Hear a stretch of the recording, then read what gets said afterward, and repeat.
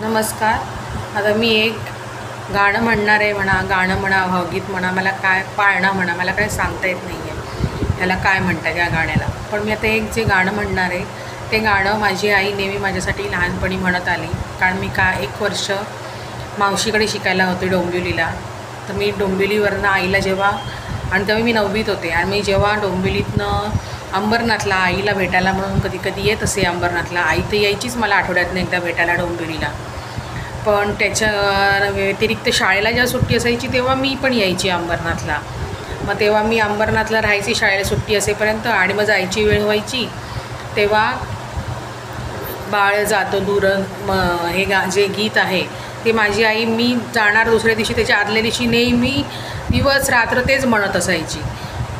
आणि त्याचा अर्थ पण मला तेव्हाच समजलेला होता मी 9वीत असताना, कारण ते गाणंच इतकं छान आहे. आणि आता माझा मोठा मुलगा ओजस हा शिक्षणासाठी बाहेरगावी असतो. गेले 2 वर्ष झाले. आता तो महिनाभर इथे राहायला आलेला होता.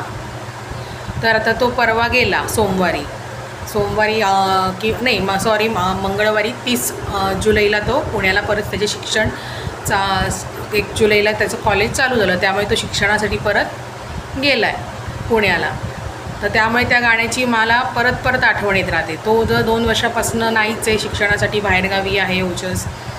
त्यामुळे तेव्हापासून पण आणि आताही तो गेल्यापासून माझ्या मनात सारखं तेच गाणं येतं आहे, ओजस पुण्याला शिक्षणासाठी गेल्यापासून. त्यासाठी मी त्याची आठवण म्हणून हे गीत म्हणते आहे. आता हे जे मी गीत म्हणते याचा अर्थ आहे मी त्याची खूप आठवण काढते आहे. खूप आठवण मला येते आहे. माझा श्वास चालू आहे तशी मला त्याची आठवण येते आहे. मग त्याच्या आठवणीसाठी म्हणून मी हे गाणं सारखं गुणगुणत असते, म्हणून मी हे गाणं म्हणते आहे. गाणं तर मला खूपच आवडतं. मी माझ्या धाकट्या मुलालासुद्धा तो बाळ असताना हे गाणं नेहमी म्हणायची. अंगाई गीत म्हणायला काहीतरी गाणी म्हणायची, तर हेही गीत गाणं म्हणायची त्याला झोपवताना. तर आता तेजस जसा मोठा झाला आहे बाळ असताना, तेव्हा त्याला काही समजत नव्हतं. तेव्हा त्याला गाणं म्हणते असं वाटायचं. पण आता तो मोठा झाला आहे, आताही कधीतरी म्हणतो आई माझ्यासाठी गाणं म्हणणं. तेव्हाही मी हे गाणं म्हणते, बाळ जातो दूरदेशा. तर आता तो हे गाणं मी म्हणायला लागले की आता म्हणतो नको आई हे नको म्हण. म्हटलं का रे? म्हणे आई नको, हे गाणं ऐकलं रडायला येतं. म्हणजे त्यालाही लहान वयात त्या गाण्याचा अर्थ कळला आहे. खरंच ते गाणं खूप छान आहे. खरंच कोणीतरी अगदी व्यवस्थित छान विचार करून म्हणण्यापेक्षा अनुभवात नाही गाणं लिहिलेलं आहे असंच मला वाटतं. बाळ जातो दूर देशा, मन गेले वेडावून. आज सकाळ पासून हात लागे ना कामाला, वृत्ती होय वेड्यावाणी. डोळ्यांचे नाखळे पाणी. आज दूध जिन्सा नव्या, आणा ताजा भाजीपाला. माझ्या लाडक्याले काला, त्याच्या आवडीचे 4 करू पदार्थ सुंदर. काही देऊ बरोबर,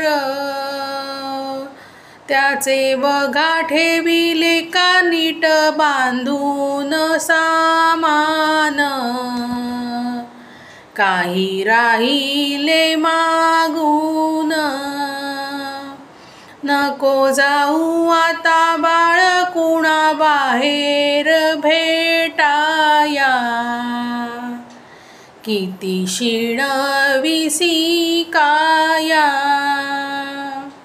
वाऱ्यासारखी धावते वेळ भराभर कशी. गाडी थांबेल दाराशी, पत्र धाड वेळोवेळी जप आपुल्या जीवास. नाही मायेचे माणूस, उंच भरारी घेऊन गार हिंडते आकाशी.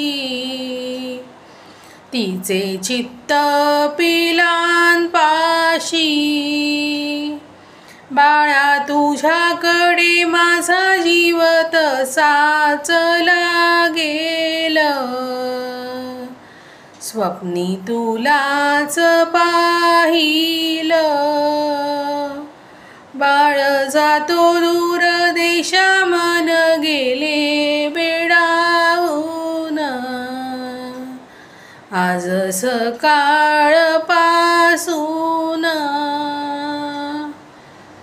बाळ जातो दूर देशा, देवा येऊन उमाळा,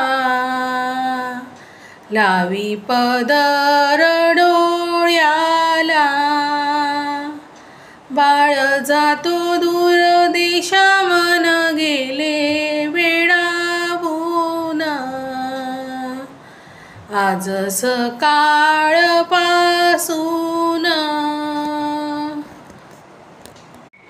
आता हे गाणं म्हटल्यानंतर कोणाच्याही डोळ्यात जर पाणी आलं नसेल तर खरंच आश्चर्याची गोष्ट आहे.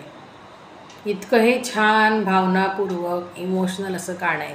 खरंच आईला मुलाची आठवण कशी येते हे मला पण आता चांगलंच समजायला लागलेलं आहे. कारण माझा पण मुलगा दूरदेशी शिक्षणासाठी राहतो आहे, आमच्यासोबत शिक्षणामुळे नाही राहतो. त्यामुळे ह्याच्या गाण्यातलं जे लिहिलेलं दुःख आहे ते मी चांगलंच समजू शकते.